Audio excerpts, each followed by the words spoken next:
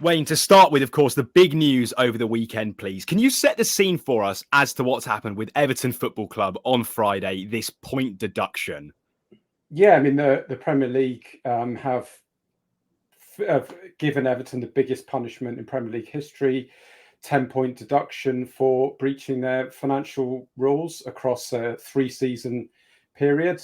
Basically, it boils down to about 19 million that Everton overspent in the Premier League's view, and that were outside of the rules. The Premier League say Everton sort of have been briefing the media that Everton were given loads of opportunity to operate within the rules, and they were warned many, many times that they were sort of skirting close to them and in serious danger.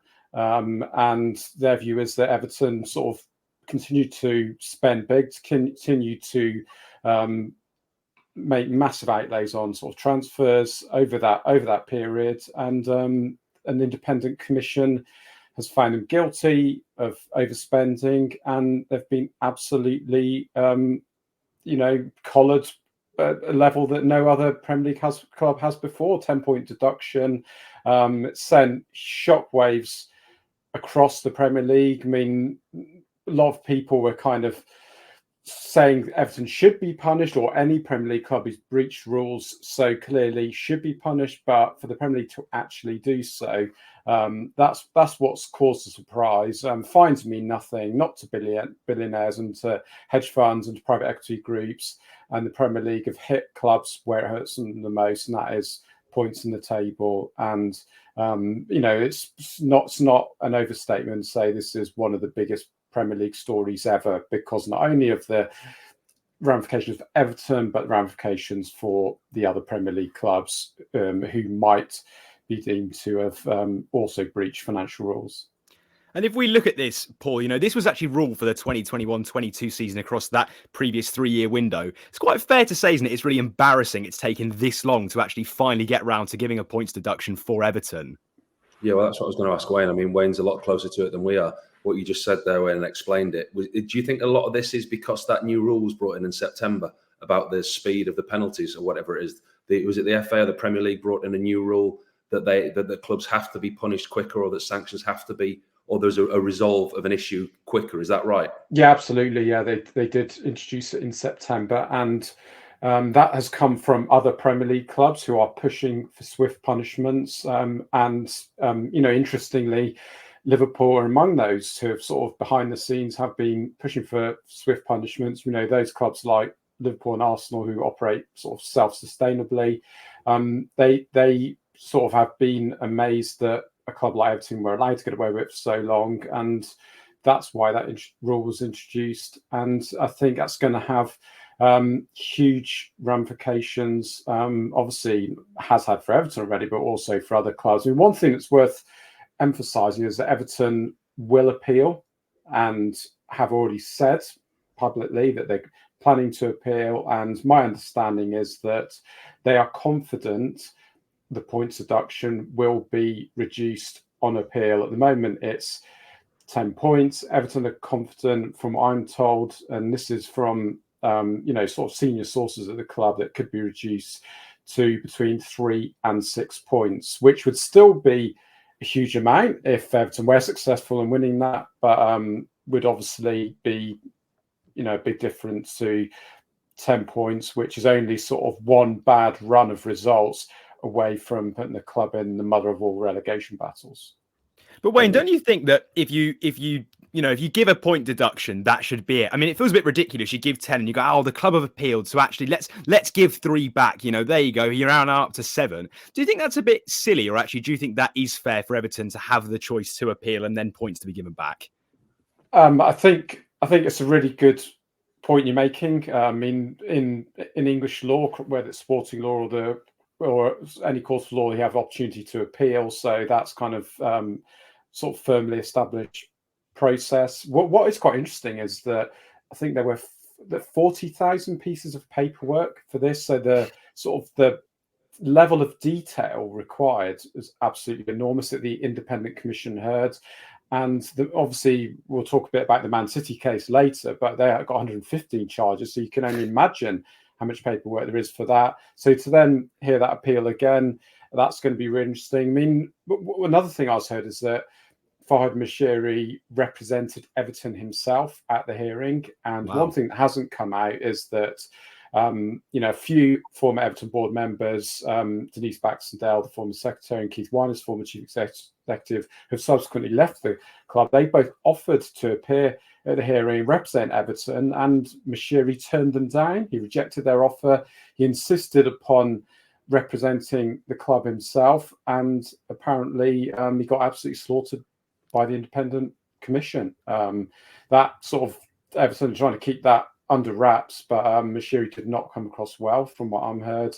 And had Baxendale and Winers represented Everton, they might very well not have been landed with a 10-point deduction. I think a lot of people are surprised, really, at the speed of it, at the size of the points deduction as well.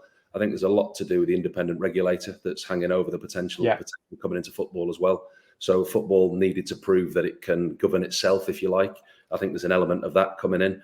But I think from Everton's point of view as well, I think they've worked closely with the Premier League over a number of months now. I mean, this hasn't been cloak and dagger. This hasn't been hidden. They've been quite open about this, talking in negotiations with the Premier League.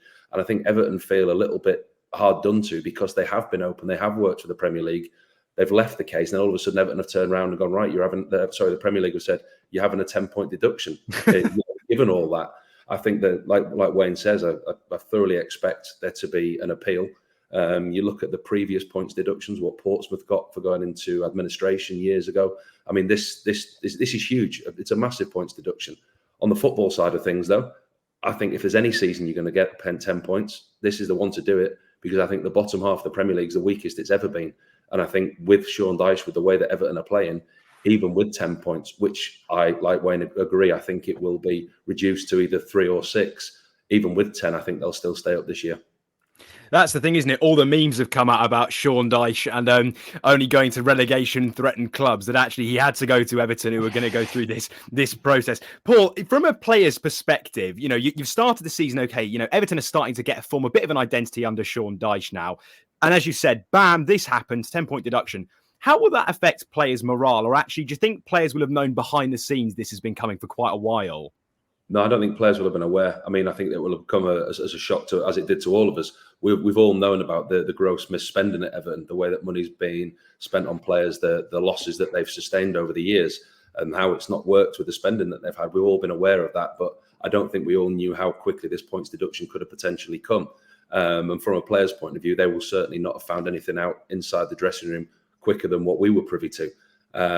But you see already, I mean, you listen on different media outlets, they're talking about making Goodison Park a bear pit. The atmosphere with the crowd. We saw that last season. We saw it the season before last when they stayed in the Premier League. They've got the ability to do that, the Everton supporters. And I think with Sean Dyche at the helm there in the dressing room, he will certainly use it to his advantage. I mean, for him now, it all of a sudden, I hate the words, but it all of a sudden becomes a free hit for him. I mean, he's got a free hit to keep Everton in the Premier League with probably the best squad that he's had under the financial restraints that the club are now in. And he will close the door. He will keep things in-house, and it will become an us against them. It's us against everybody else. The Premier League have done this to us.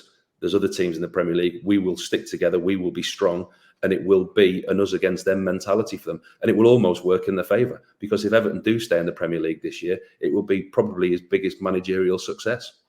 Absolutely. I mean, Paul, you know Sean Dyche very, very well, because obviously you played under him at Burnley for many years. Behind the scenes, is he the type of manager that players really warm to? Because obviously we only see one face of him in the media, the one he presents to the world. I mean, behind the scenes, what will the Everton players sort of be experiencing, and will it be very different to what we see as observers? I think every manager is very good at that, Wayne. I think every manager has their press face, if you like. It's very rare, apart from Ange Postecoglou, who's been a breath of fresh air this year, where managers sit in front of the press and you actually get to see a true personality, a true person. But I think Sean, to his credit, he does give you a little bit of that. I think you do see a true person, and I think you see a lot of reality from him, because that's what he is. He's a genuine, honest man.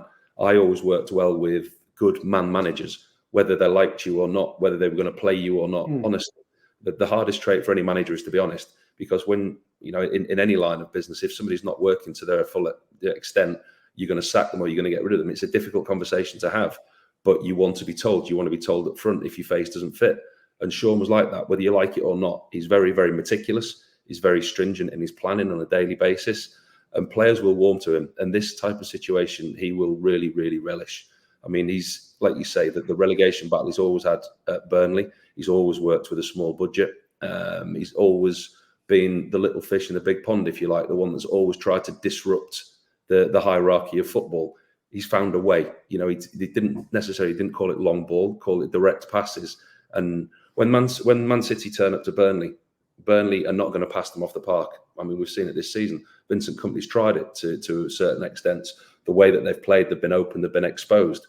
Going to Turf Moor now is not what it was like under Sean Dyche. They would find a way. He would find a way for his players to be disruptive, and he would get players playing for him. His man management is excellent. And a situation like this, he will absolutely thrive, and it's made for him. He will have conversations behind closed doors with players. They'll be having meetings. It'll be an almost us and them in the club as well. He'll detach himself and the playing staff away from what's happening over there, because that's to do with the board. That's to do with the owners of the club. There's nothing we can do as a collective. We have to prove everybody wrong and do what we can on the pitch. And I really do, and I think this will play into his hands perfectly. And of all the times for United to be going to Goodison Park, of course, it had to be this weekend, didn't it, after everything that's just happened to them. Wayne, do you think, there was some talk that Burnley and Leicester might then push for financial compensation through this independent panel. Is that likely to happen? Do you think there's any legs in that, or do you think that's not going to happen?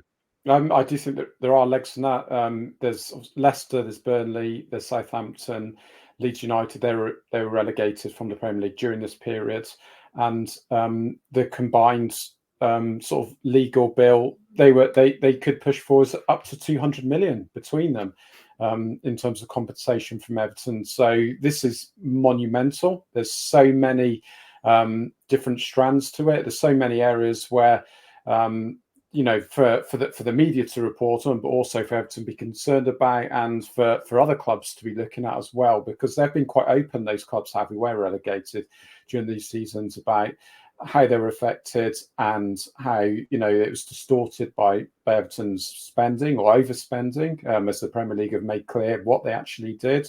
And it is massive. It's a massive story. It's going to run and run. And I'd expect them to take those clubs to take that action. And this story is far from over, and I don't think it's over when the appeal finishes either. You've just watched a segment from Football Insider's brand new podcast, The Inside Track, with me, Lewis Pearce, alongside the guests on the show. Thanks very much for tuning in. Please do give the video a like, comment your thoughts on the topic, and feel free to share on your social media pages. If you want to listen to the full podcast episode, click the link in the description below. Keep your eyes peeled for plenty more content and exclusives here on The Inside Track.